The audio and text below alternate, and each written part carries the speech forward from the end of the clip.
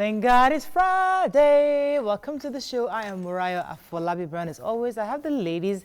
YK in the building. Good How you doing? It's been a long time we've seen you on Friday. Yes, so. Yes, so. Good to have you. What's up? Anything happening? Nothing is happening. Oh, my father's former manager, Ricky Stein, his daughter, it's her birthday today, so I promised him I would give her a shout out. Happy birthday, Chantal. Oh, nice. I hope you have a wonderful day. What part of the world is she in? In England. Oh, okay. So she's watching. Nice. Hopefully she's watching. Yeah. He will watch. I'm not too sure. She's young. Okay. Anything else happening? Nothing else? You know, I had one. Are you in Lagos this weekend? No, next week. Yeah, so yeah. Why do you want the whole world to know if they want to kidnap me now? They don't know where to find me. Exactly.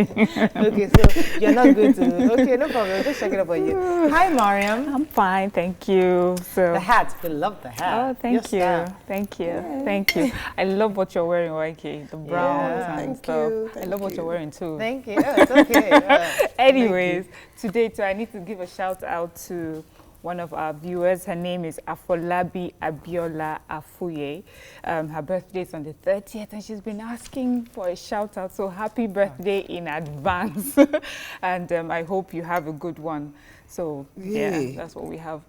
God bless you, Miriam, because there's someone else. Yeah, Nima sends. Yeah, Nima sends. Let us check. Nima always sends those people's. I think it's someone's 80th birthday. Somebody, let's check. Somebody, her 80th birthday. Oh. While we're looking for that, because Nima sends these things to us, so we can now mention. Okay, let me just give us a short gist. Okay, go ahead. You're looking for this. Okay. Yeah. So my kids have been home throughout this lockdown since the beginning of lockdown. They haven't been anywhere. And my daughter, I think, was getting to her, so I took her out yesterday or a few days ago, and she had her mask on and everything.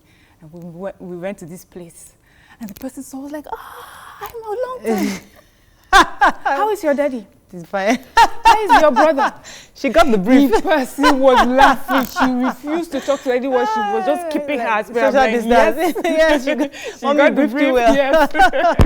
I like that. Okay, so I've seen one. Okay, yeah. I've seen, you have it? Mrs. Grace Obamodi. It's her 80th birthday today. Yay! It's her daughter that sent it. She's Mrs. Theo Akatugba from She's based in Canada. Okay. Yes. Then we wish her long life and prosperity. So Mrs. Grace Obamodi. There's another one. They sent to us, YK. Nima sent to. Okay. I think it's just that one. Okay. It's the same one. Yeah. So 80, that's huge. Yeah, 80 that's is great. Blessing. Congratulations to you, Ma. God bless you. So yesterday, from my window, jejely minding my business, somebody was having a big party. I was saying to myself, has COVID finished? What is happening in this country? No face mask, nothing. Total irresponsible adults. Making noise, shouting, screaming on the streets. I mean, the music was loud. I was like, what in the world? When Big Brother America, they don't wear masks. The Republican Party, they had their convention yesterday. No masks. So I think maybe, I don't know, I'm waiting for the government to officially tell us if COVID has left Nigeria so that we are sure, because the way people are having parties now. Well, I think some of the news I keep hearing is that the way to handle COVID right now is a lot easier than when it first came in February. So we have more information. And so I think a lot of people feel because we have some drugs that would work, we know what to do. If you have a party, wear your mask, spread out your guests, play your music. These ones were clustered, and there was no mask. Well, that's the problem. So which is why I don't want to go to parties, because I will wear my mask. I will get there. I want to eat and drink. Yeah. How am I going to eat and drink? And then after a few when drinks, I'm wearing a mask. Right. So it's better to eat and drink in my house, where I don't have to wear a mask. Oh, we have to be very careful. Yeah, and when you go in the first few minutes, you may be compliant. Then after a few couple of drinks, you forget about all the guidelines. We are praying that it will even end. We want to go back to normal life. Me, I love parties. Me too. I cannot lie. Yes. I love parties. Yes, we know what else you like. You don't like parties. We know what else you like. Yeah. You know what else you I've like. given up. Champagne. I'll say it. You know how you always have people out. Why can't you just give her champagne? She's good to go. And Otumba made sure that you had champagne. And that day, she went to Otumba hostel. Is it Otumba or Chief? It's Otumba Sunday Odunto. I thought it was Ashiwaju. Well, you know this anyway. But so at least he took care of you. And I'm happy he did. Let's go on a break. It's Friday. There's so much to talk about today. But first, we'll go through the front pages of the papers. Stay with us. We'll be right back.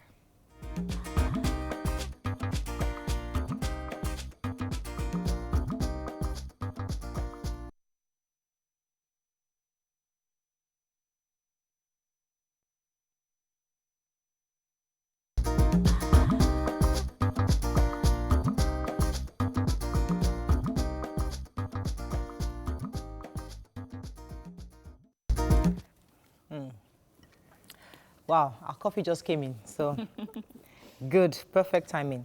The Nation was starting with this morning. Government floats survival fund for teachers, artisans, and others. CBN to restart weekly dollar sales to Bureau de Change. PTF Lagos passes COVID-19 peak. Outside Mali president freed. What earned additional second term by Buhari? Makinde gets Assembly's nod for 800 million naira loan. Blasphemy, Ganduje to sign singer's death sentence. Okay, I think this pretty much has all the stories, but let's start with the major headline. The major headline. So the Vice President was saying recently at the MBA event, he says that there has been compilation of data of people who are like artisans, private school teachers, small businesses. Yeah. So the government is planning like a survival fund for them to help them during this period of the COVID, lockdown and the transition, and that they've gone quite a long way in, compilation of the names, and also they have like the different criteria for those who will benefit from this fund, and they've gone a long way. So I'm hopefully that the low-income private schools will be covered in this. Yeah, but I think to add to what he said concerning the economy, because I had mentioned it yesterday, and he reiterated that many countries obviously had that decline in their economic GDPs. Yes. However, Nigeria has done so much better than what they projected, and that even though we do have issues of decline, the contrast we might not take so long. We might actually revive quicker than others. A lot of businesses like the cinemas.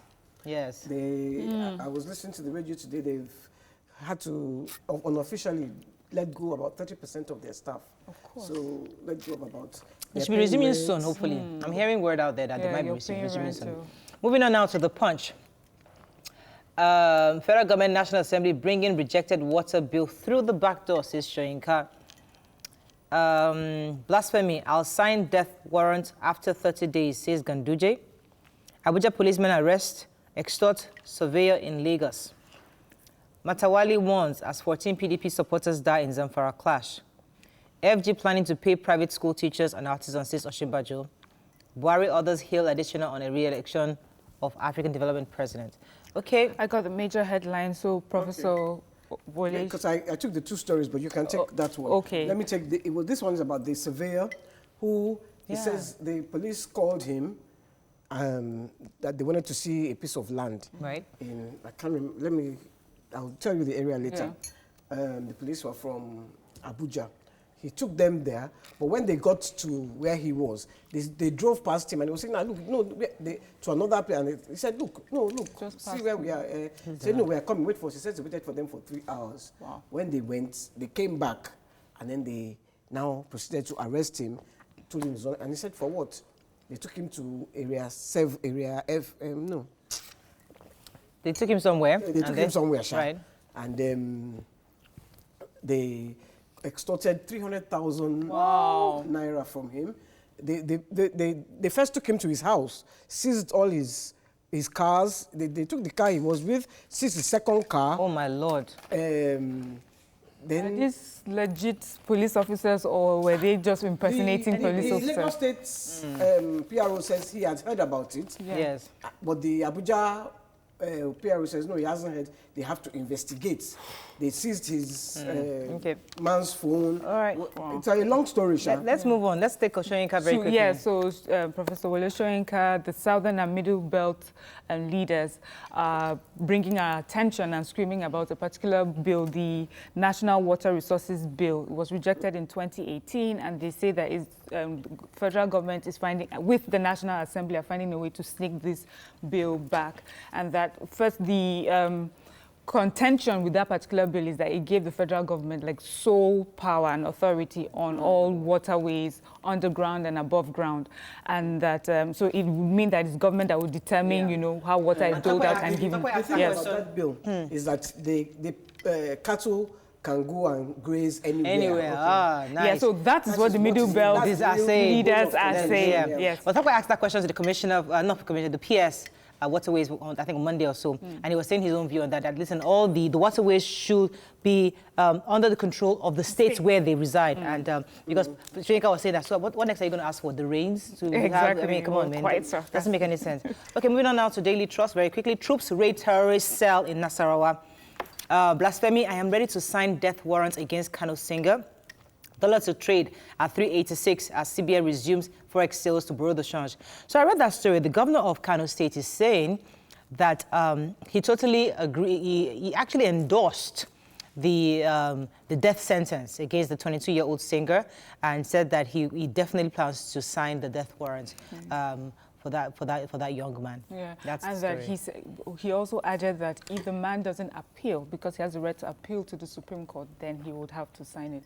But if he's appealed it, then of course they have to wait on the court system. That. Yes. The major headline. That's yes, the major headline. So there's this particular terrorist sect called Dar Salam that's been. The military discovered them in total local government in Nasarawa State. They were evacuated. This seems to be a recurring problem because in 2009, I believe there were about 3,500 members who were evacuated from Niger State. And there was a time where they said definitely that they were not a terrorist group, they were peace-loving, they just preached, you know, the word of God against all sorts of societal evils. Right. But when they were dislodged this particular time, not only they found so many ammunition and, you know, military, bombs, you know, military grade, yes. Yeah. So obviously we have a recurring problem of these people settling in different parts of the north. But the people are saying they are not terrorists. But then, so what are they doing with all those arms and ammunition? Exactly. Okay, moving on to the Nigerian Tribune. Let's find a story we've not taken at all. JAMB blacklist 22 CBT centers for defrauding over 11,000 candidates. Keita Mali ousted President freed. Amnesty program, Buhari sacks Dokubo, appoints Diko as interim commissioner. African Development Bank, how additional got 100% endorsement for second term. Bandits now fund activities through illegal mining. So we're going to be celebrating that additional a bit later because it's our hero for the week. Yeah. But it's important to note that he got 100% votes to become the next president for the next 5 years. No opposition. So let's take the JAMB story. JAMB has blacklisted over 22 computer-based centers. So what these computer-based centers did was where the fee was 200, they would charge candidates 3,000 and 5,000. So they had scammed over 11,820, defrauded over 11,000 JAMB candidates. And so, you know, a meeting was set up and they're going to be prosecuted. A few of them willingly admitted that, yes, we were involved in these illegal activities. Right. Of course, some of them tried to deny it. But you know how sad the Nigerian story is? Here we are blaming government, and yet the people themselves are there defrauding and scamming each other. Okay, Daily Sun, Buhari ex-president's plot against insecurity. Ohaneze probes IPOB security violence clash. NBA crisis worsens as splinter groups form its new NBA. And international flight resume September 5th. Okay, so NBA crisis is worsening, and that's because, why can you have that story? Yeah, the Northerners have broken off. And I believe it's because of the Nasir, you know, they stopped him from coming to talk because of, and they're saying, oh no, they're southern leaders too that have abused human rights. So why is it, they are making it a tribal... Yes, so they're trying to paint that ethno-religious sentiment, saying that Chidi Odin Kali actually had more charges against him concerning human rights, and that why are they not disinviting El-Rufai as the speaker at their AGF. And I think also they now decided to have the splinter group. And other lawyers have backed it up and saying that some don't agree, and some say it, don't agree. and some feel that, hey, so when we you expected decide it to to happen. disinvite someone, is It not sends the wrong agree? message. Yeah, I understand, but didn't they agree before? Wasn't there like a body And the to reason agree why on they didn't, well, I invitation don't know, or let's not even get in the middle of this, their issue, but the point is that if the NBA begins to have this kind of crack, then obviously which is what one of the lawyers it weakens that the body itself. Yeah. Unfortunately, that's all we can take on Front Page Review. When we come back, we have a few hot topics. Stay with us. We'll be right back.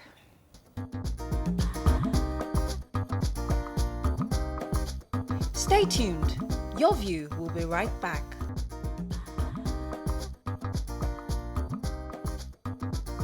Welcome back to Your View. Thanks for staying with us. So our hero and celebrant of the week is Akinwumi Adesina, who is now the president of the African Development Bank. In his 56 years history, to be re-elected by 100% votes of all its shareholders. He was elected as the president of the African Development Bank in 2015 and then re-elected now for his second term. He's the first Nigerian to hold this position. We celebrate him not just because he's a Nigerian, but because he's a hard worker that is recognized locally and internationally. We celebrate Mr. Adesina today. Congratulations to him. One of the reasons why this story was important to us is this is somebody that he's been consistent for so many years. And we hardly see when hard work is celebrated and acknowledged. We see quick fixes. We see people getting rich fast. We see people who work hard not really getting the fruits of their labor. But this is a man, even before he was appointed as Minister of Agriculture, he worked for Rockefeller Center for 10 years. He became vice president of an African organization that handles agriculture. He was brought in as minister. He did well. He had a huge track record. We saw how he rejuvenated the entire agricultural sector in Nigeria. And even our president, who is from a different party of his former boss, brought him on also and then nominated him as the president of African Development Bank. So for us, that is consistency. That's somebody who is being recognized for work, not connection. And I thought it was worth celebrating. Yes, YK? What I think interested me about him is that he attended a village school. He's from Oyo State and he attended a village school, not any highbrow. And then he went on to the University of Ife, where he left with great Ife. Yeah. And from then he went to University of Purdue to do his master's, and he completed his PhD. But Mariam, your view, what lessons you know, did you I learn from him? love his story. I love his story, especially for a time like this. You know, a lot of people would say to you, when you're a certain way, which is you follow due process, you do the right thing. It's like, no, you need to know people, you need to cut corners. And you see it constantly in your face that people who sort of cut corners, who know someone that knows someone that can fix something that, you know, sort of make it and are celebrated. And people who are honest, hardworking, always seem to get, you know, just forgotten and pushed aside. But this is a man who, his competence, his hard work, his honesty was also tested. So having done the first term, people decided to also investigate him. Imagine they investigated and this kind of the sad story and the shame we would have been talking about what's today. Even more interesting about this investigation is that when the United States investigates you, there's the possibility they already have intelligence against what you're doing. So for the fact that they investigated, brought in an independent body to investigate, and everything, you totally were you exonerated from the allegations. That in itself shows a man who has integrity, who is honest, and who is a hard worker. And we've seen that the bank has actually achieved consistent AAA rating over 5 years, I believe, based on the global credit rating agencies in the world. And also, African Development Bank Fund received $7.6 billion pledge from donors, a 32% increase for support to low-income countries. That is like a record-breaking achievement, and we're celebrating for that. He was actually Forbes Man of the Year one year. He was actually Forbes Man of the Year.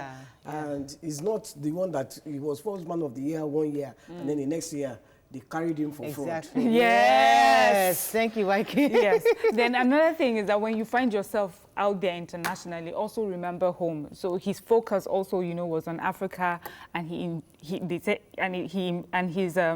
what he what his plans were with African Development Bank impacted so many lives. And it said in his first term, the bank achieved impactful results on the lives of 335 million Africans, including 18 million people with access to electricity. Right. So when your hard work and your integrity takes you on an international stage, also remember home that they, Okay, so we have to wrap up on that, but I hope Nigerians can get some inspiration from this story. Yes, we see those who enter government, steal money, get rich, we celebrate them, and after that, that's it.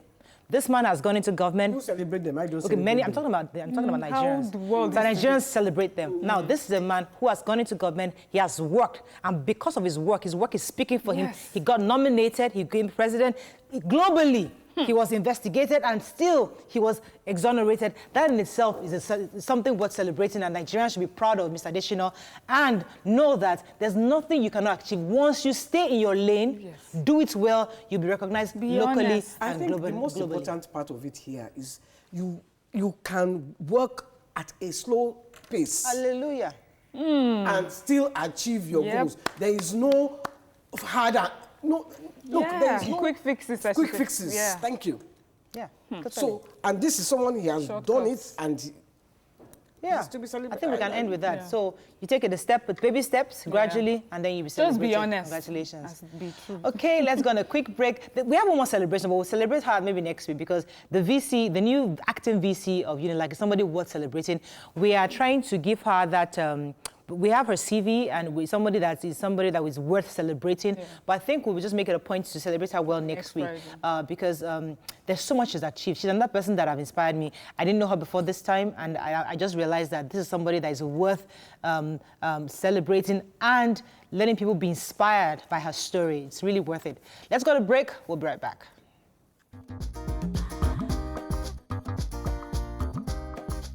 Stay tuned. Your View will be right back.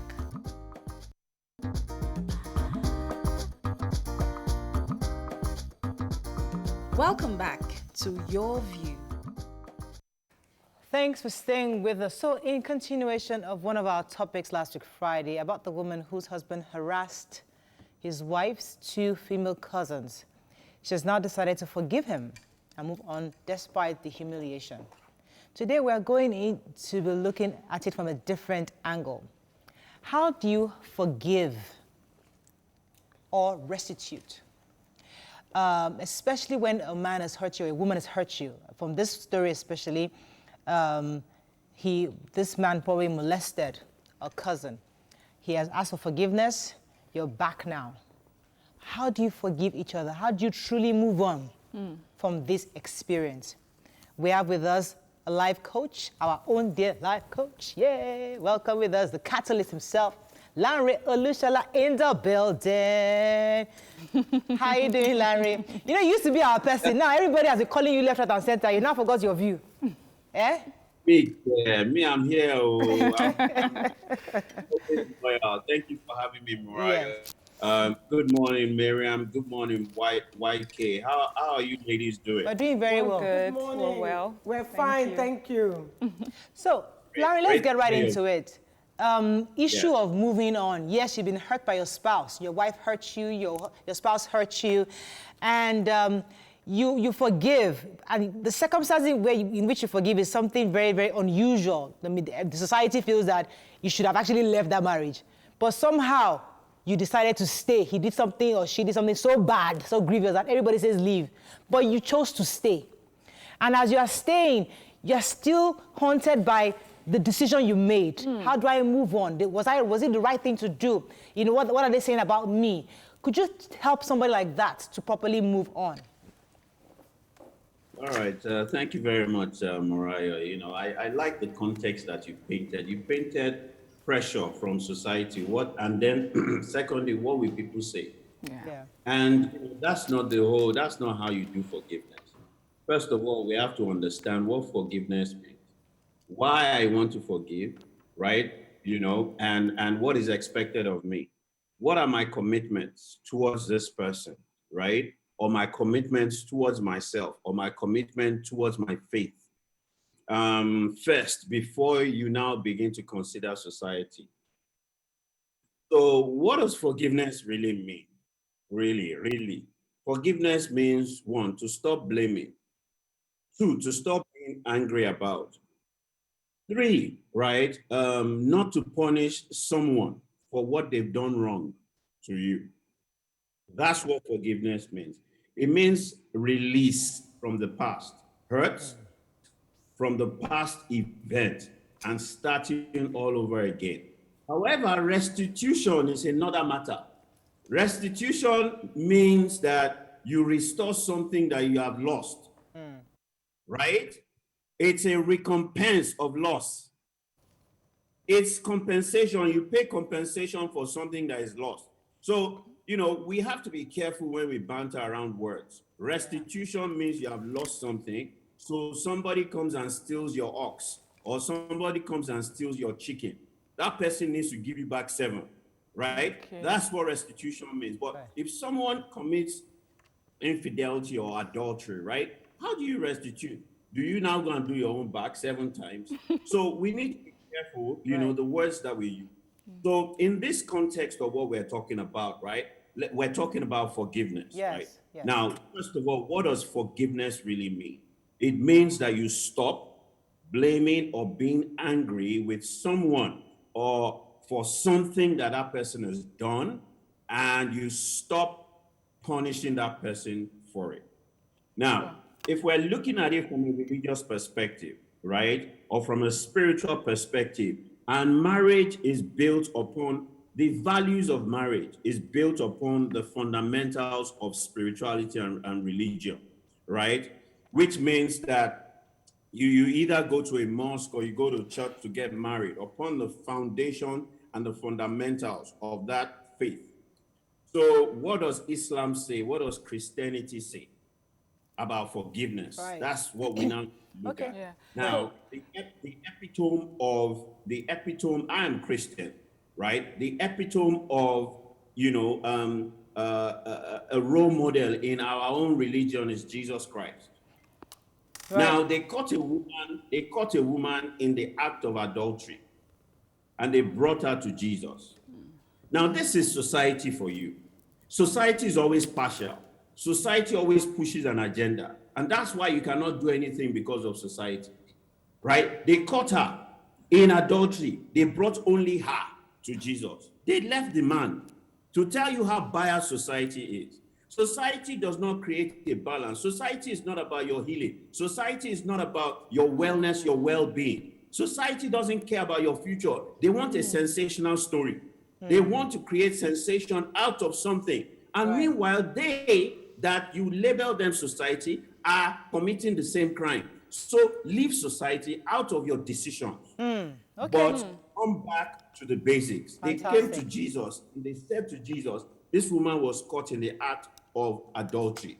Right. Now, Jesus knew that they wanted to sensationalize the matter. And so he kept quiet. He was writing on the ground. And then he lifted up his head and he said to them, he who is without sin, let him cast the first stone. And he left it. They all disappeared. All right, okay. let's then. Yeah. Okay, so sometimes you hear people who say, okay, they've moved on from a betrayal, or they've decided to move on from a betrayal or hurt. That's in marriage or in a relationship with 2 people. And in the course of rebuilding this relationship, is it unfair of the person to, because the person is human, to sometimes remember what was the cause of the betrayal in the first place? And then is it because I have forgiven someone, or because one spouse has forgiven the erring spouse, does that make it normal for the person to, walk around with so much confidence and be carrying shoulders? Shouldn't you show humility during the process of trying to rebuild this relationship? Yeah, so your conduct or act is another issue that you're now bringing up, right? If you've forgiven, not because of what that person has done, if you've forgiven because that is what you are supposed to do. Now, God forgive you and he expects you to forgive. If you read the Lord's Prayer, it says, forgive my own sins, just as I have forgiven others their own sins. So if you know that you are imperfect, and infidelity is not the only sin, and we make a molehill out of a lot of things, right? There are many sins, right? So are you going to walk out of your marriage because of the many other sins? Is infidelity, is it the magnitude of infidelity? Is it bigger than the magnitude of any other sin before God, right? And those are some of the constructs that we need to deconstruct. Those are some of the constructs of society. But speaking to what you are talking about, right? Because the person has forgiven you does not mean that, you should be going around with pride. If you truly, genuinely care about that person, you should show some level of remorse.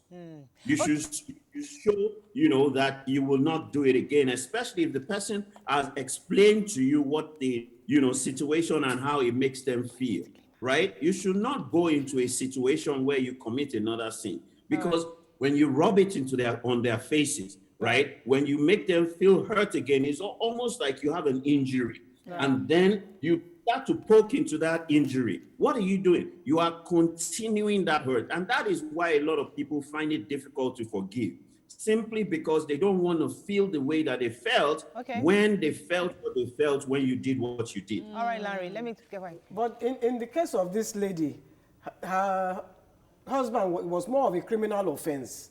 He abused her nieces, which is why she went to the family. She now needs closure.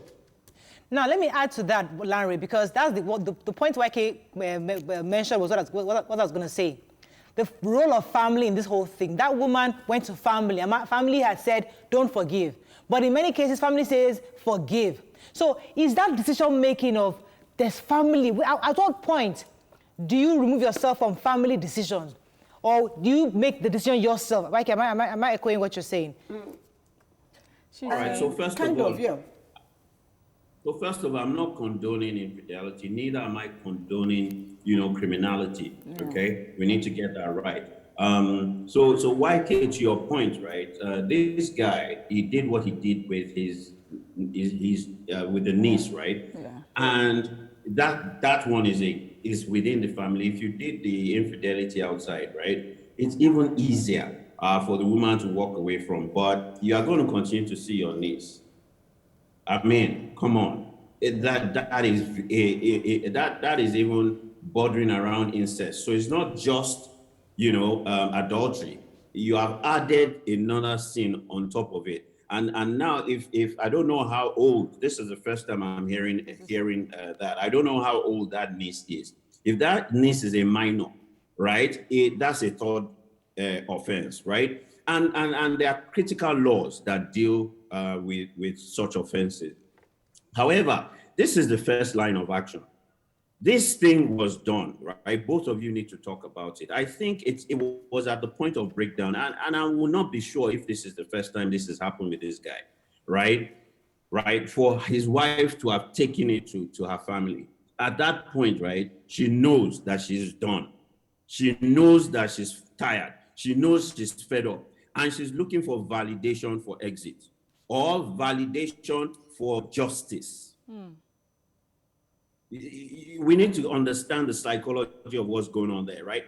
If it's between the husband and the wife, both of them will sit down and talk about it, and that's the first thing that needs to be done, right? Both of you, in moving forward, or for other couples that are listening to us today, right? If your husband or your wife does anything, right, that hurts you, both of you should be able to sit down and address it, or sit down with your friends, your inner caucus best friends, right, that have both your best interest at heart, right, that can mitigate and mediate and help you guys solve it and hold you guys accountable to the commitments that both of you make before you take it. Because by the time you take it to family, there are Voltrons in families. They will fight. I cannot just imagine YK being my sister or YK being a member of my family, right? Once I go and I tell YK or tell, sisters or tell, brothers, the fight has gone to another level. Totally. They will take to another level. Totally. And so I think that in this situation, the woman is tired,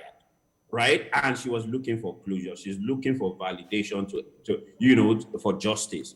And so, that should be the next stage. After both of you have spoken, you have found the people in your inner caucus that you're confident you can speak to, that can support you and hold you guys accountable. But when that breaks down, then the next place to take you to your family. I'm sure you follow that process. I'm sure that this is not the first time. All right, let me go on a quick break. We'll continue after the break. Stay with us. We'll be right back.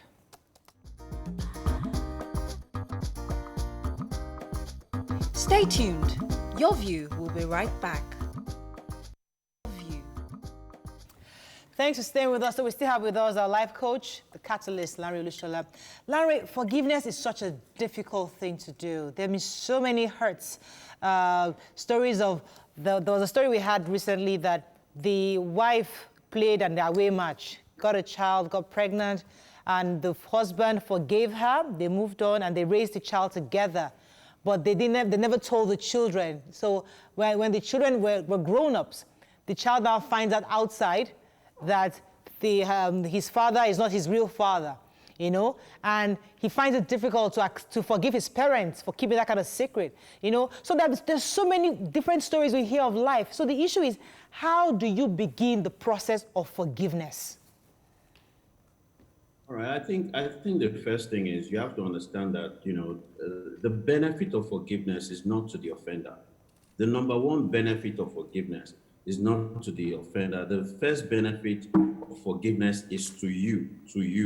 Now, research has proven to us that if you learn how to forgive, if you know how to forgive and you forgive, right, it decreases your tendency for depression, anxiety, worry, unhealthy anger, and symptoms of post-traumatic stress disorder.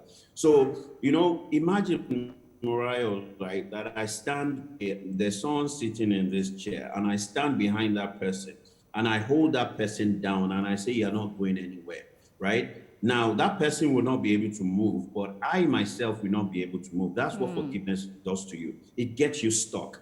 And you have to understand that we live in a world where people will always offend us.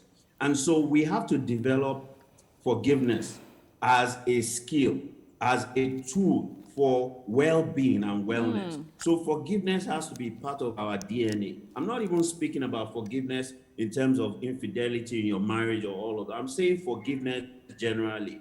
From when we were kids, right? From when we were young, right? We have to forgive. If not, we will not have any friends. People will always offend you. Things will not always go your way. So it has to be a lifestyle. And it is very, very important for us to recognize that. And for us to understand the benefit of forgiveness. Right.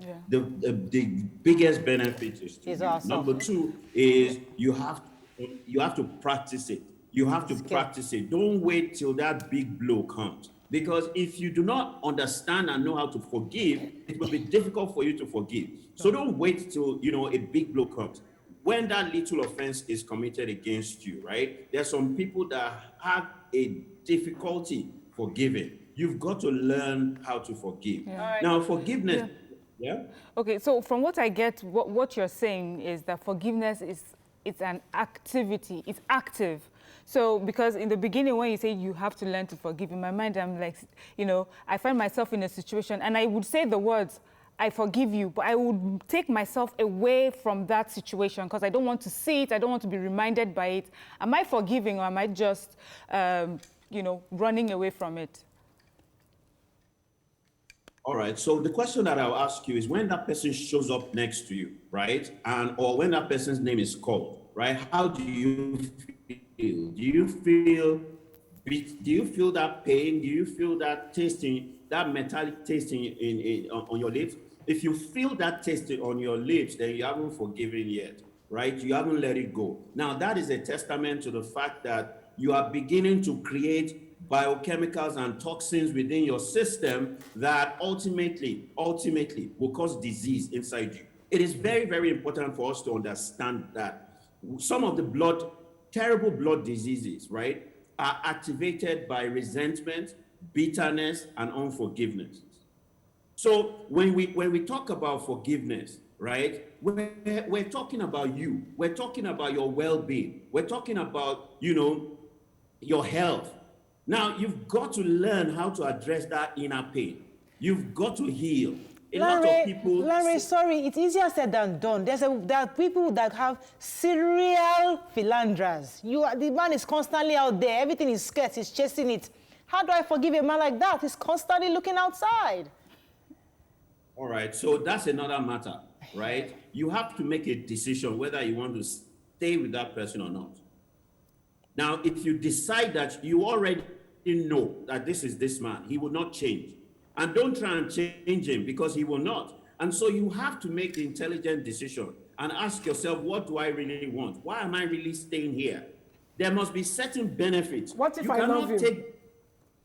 What? What if I love him to distraction?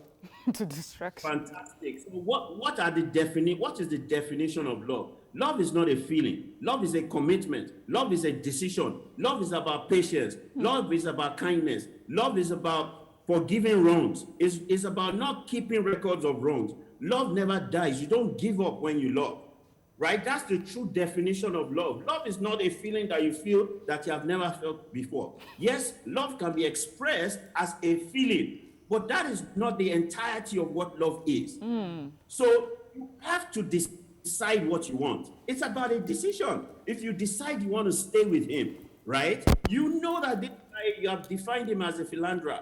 He cannot change. You have to accept the benefits with the consequences. Yes. Hallelujah. You make the decision. I mean, I know that it is difficult. I know that it is harsh. But if we strip it, that's what it is.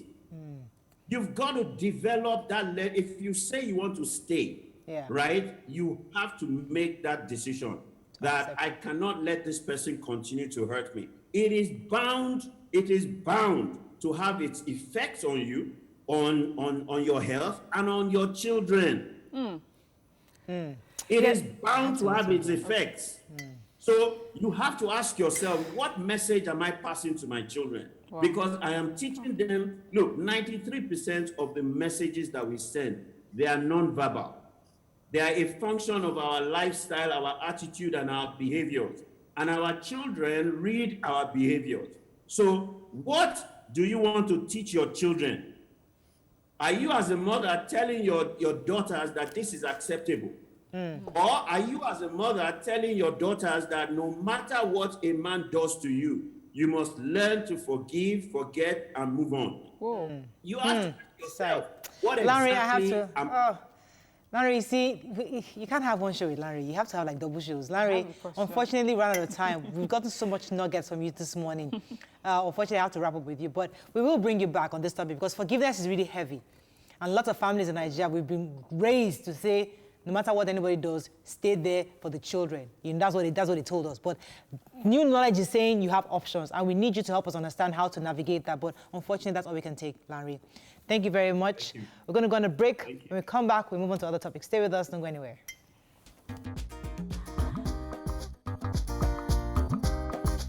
Stay tuned. Your View will be right back.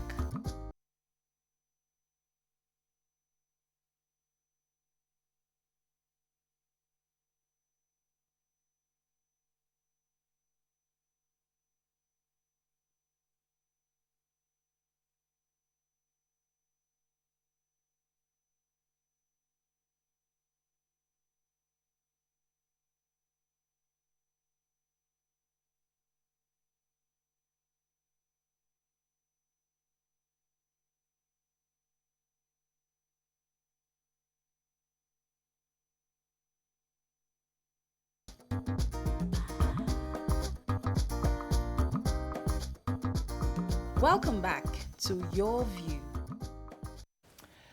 Thanks for staying with us. So we're moving on to another topic, which we thought was pretty interesting. How do you know when to end a friendship? This is a topic that is a concern to many people because people say it's always good to have friends. Friends are one of the greatest assets you can have, especially as you grow older. But at the same time, there's some friendship that they say is toxic. There's some friendship that they say that is not healthy. But how do you identify those friendships that are toxic or that are beneficial to you? Because sometimes we stay with friends just because we've known them for so long or we're kind of just used to them. But even that relationship we know is toxic, but we are there for the wrong reasons. So how do we begin to say, you know what, this friendship, though I've known this person for 20 years of my life, I think it's time for me to go. How do you begin to think in that direction? Let me start with you, Mariam. Your thoughts on this? Yeah, so first, before I even answer, mine is always, how do I know how to take this to be a friendship? How do I take this relationship I've just started with someone to friendship? I always never know how to do that. But when something is, as you said, the word toxic, and I guess what is toxic to you, if the person makes you feel bad, if the person, when you have a conversation with the person and their opinions about you makes you feel bad about yourself, every time you have a conversation with the person, they just seem to see only your weaknesses. They just never seem to celebrate you when you have something to celebrate. They are not looking out for you. Do you understand? You always constantly find yourself as if you're chasing after them. For me, when I find myself in a situation like that, I just exit. I'm very good at leaving. Some people, I know somebody who, she had a friend that, oh my goodness, myself and I think with my husband, we saw it, but we didn't know how to tell her. This, her friend, was so toxic, brings her down, but she doesn't see it because she liked the fact that this person was always taking her out to parties and they're always having stuff together. So she failed to see that this lady will be asking her for money, she'll give her the money. She threw a party for the friend with her own cash. The first, because she had money, the lady had money, but her friend, who did not have much money, had access. She always knows all the parties that's going on in town. So she carried her rich friend along with her. And they will now begin to go to the parties. And she now felt that. So the lady was perching on our own friend so much. We saw that this lady is just taking advantage of you. But the friend, the other person never knew. She just enjoyed it. It took a long time for her to realize that this friend actually never had my best interest at heart. And she now had to sever that relationship. But people will tell you, but you wouldn't know. So it's how do you as a person, how do you continually reevaluate the friendships you have and say, okay, this person is not here for me. This person is not my friend. Or this person is a friend, I need to take this relationship a notch higher. Why can't I know you are been through this kind of phase before for many years. If my friend is a criminal, that's enough for me to run away. Any other thing, I think, Criminal in society. A criminal, a real criminal. Okay. If my friend, I know that my friend is like Coach Poppy or somebody. You're off. I'm off. There's no, I'm going. Any other thing, I think I can, if you're annoying me, I'll have to tell you that, look, come. It's either we end this friendship or... I always believe that everybody needs fair hearing. Everybody needs to... Before I leave a friendship, if I want to leave a friendship, you have to know, because I've reached the age where I can't keep malice. I cannot. I cannot quarrel and not talk to you. In fact, after a while, I will forget that. You're supposed to be keeping balance. So I will see you and greet you, and then if you don't greet me, what happened? Then I'll try to remember what happened. That I know that feeling. I don't. We sort out our problems immediately. If we cannot move on, we now go separate ways. But if you are now a criminal, I hear that you are an armed robber now. Because that one, they will catch all of you. So that's where, where I draw the line. Mariah, you said something about your friend who didn't realize, and I find that to be true for many relationships. Sometimes from the outside looking in, you can clearly see, in your own opinion, this is a parasitic relationship. One person is feeding off the other. But then when you get closer, you find out that the person you think is being fed off is very aware and is willing to make that compromise or willing to make that exchange. So your rich friend, I'm not them specifically now, who has a lot of money, may need that access and found someone who she's very willing to share whatever riches she has for the access. But it's important, I think no one can end a bad friendship for you but yourself. You have to see it for yourself, because I find that it took in my adulthood to, when I reevaluate some of my friendships, I feel that some of my friendships were actually not good friendships. And at the time that we were friends, I really thought that these were my back-to-back sisters, my ride or die. But as we grow older, and I was just evaluating, and I would remember how I would feel about conversations, especially what I always use as like a test is when you tell someone what is their very first response or their very first, reaction to what you say about yourself, about your life. What do they say? How do they immediately respond? For me, it's like a quick test to see where that person's mind is at concerning you. And, when I took out time to remember some of those things, when I lost someone who was there for me, when I was getting married, who was there for me, do you understand? When I had to do things, who went with me? When I was down, when I was celebrating something, who were those around me? And I would find out that I would take those friends and they were not there consistently. So I just knew. Let me ask you, if somebody says all the right things, Miriam, you look beautiful today. Yeah. Oh, Miriam, congratulations. I like your style. Yeah. And that person really doesn't like you. Yeah. But you are watching the person from, they're ticking the right boxes. But behind your back, they're killing you. How will you know? That's why I said, for the important things in my life, the things that I am going through, do they show up for me when I need them? Of course, everybody can say anything. Yeah. I always say this about myself, is that I am that was how I was raised. I'm nice and I'm polite to everybody. It does not matter who you are, how highly you're placed or how lowly society places you. I'm polite and I'm nice to everyone. Simple. So for me to base off my kindness or my friendship based on being polite, so I know that in friendship, it is much more than the words that you say to someone. It's much more than the words that you say in front of me. Usually, also, another way that I would say is a test. Someone comes to you with information about you, with somebody. Constantly, you have something to say to me about what the person has been saying about me. How does that person feel comfortable in your presence to talk about me? If the person is so sure that you're my friend. If a person is so sure you're my friend, the person will be so uncomfortable about talking to you, about me. Right. So for me, those are the ways. I've shared my story for many times. I have had friendship that I had to end. And listen, I have absolutely no regrets about it. But my aunt told me about the story of, she had a friend who she thought was she liked that friend. She genuinely liked that friend. But she was in a marriage that was a decent marriage, And then she realized that her friend were having issues. Her friend were having serious issues. And she realized that each time her friend comes around her, there's a lot of talk about infidelity, talk about a lot of negative energy. And her husband from this traditional, very, very, very native Italian kind of person that doesn't appreciate the negativity around.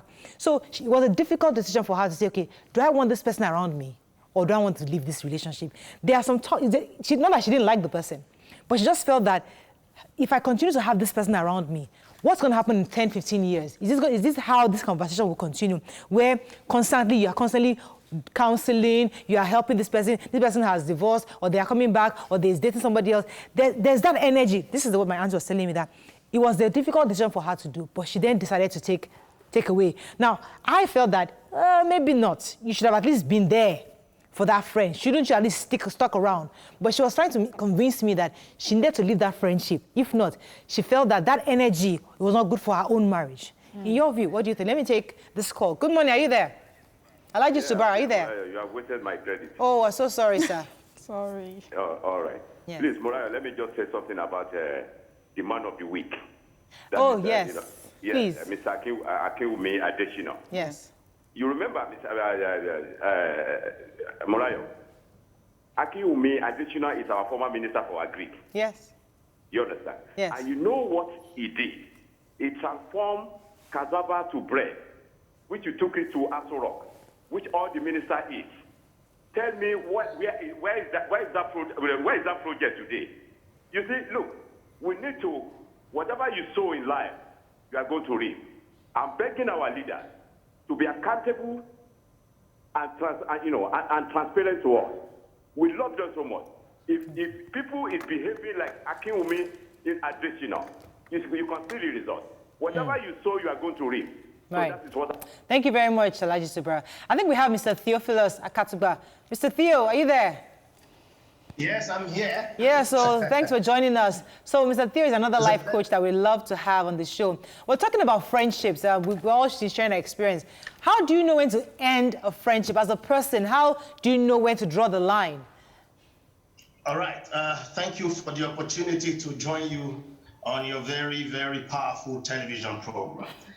And first of all, friendship is a very important relationship.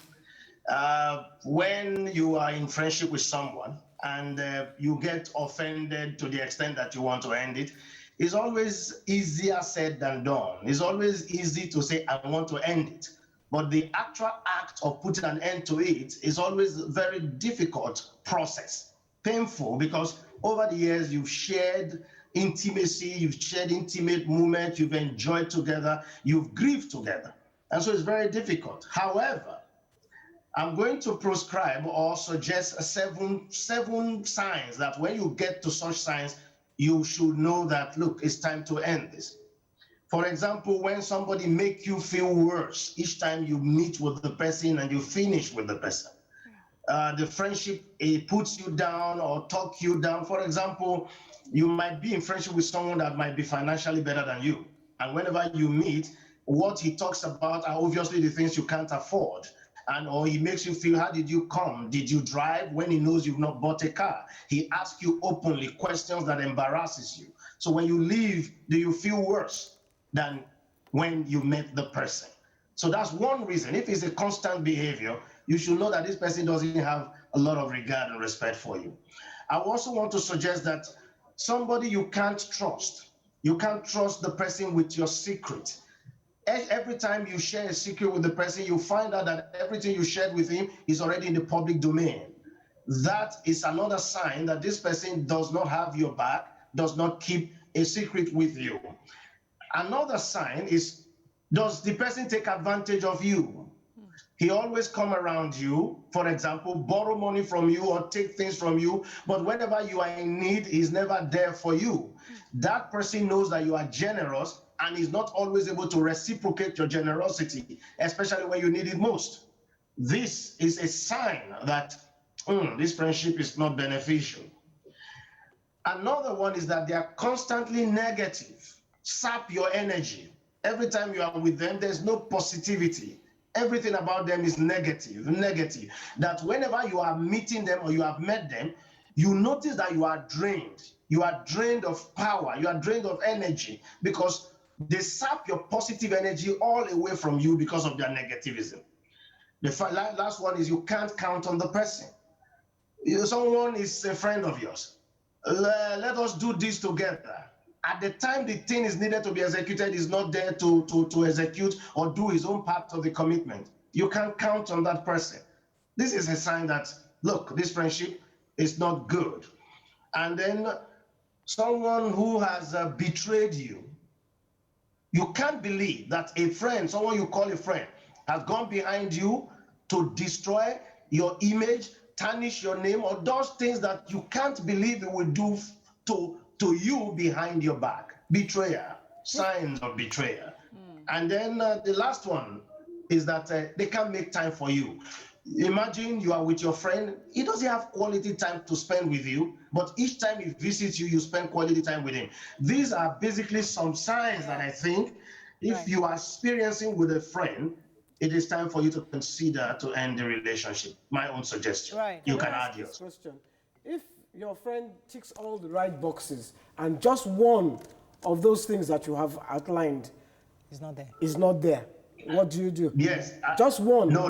But all the other ones is I think if she or he is guilty of one of the seven, then you have to use your human mind to be able to patiently walk through with him. He might patiently walk through with him. It might be some weakness in his own life that you need to help him correct. Mr. Akatugba, must friendship be mutually beneficial? Because I've seen friends that you're friends with somebody not because of what you can get from them or because of what they can do for you, just because you just like somebody. So there's always that thing that must they be able to do something for me? Must it be mutually beneficial? Can you just have a friend just because?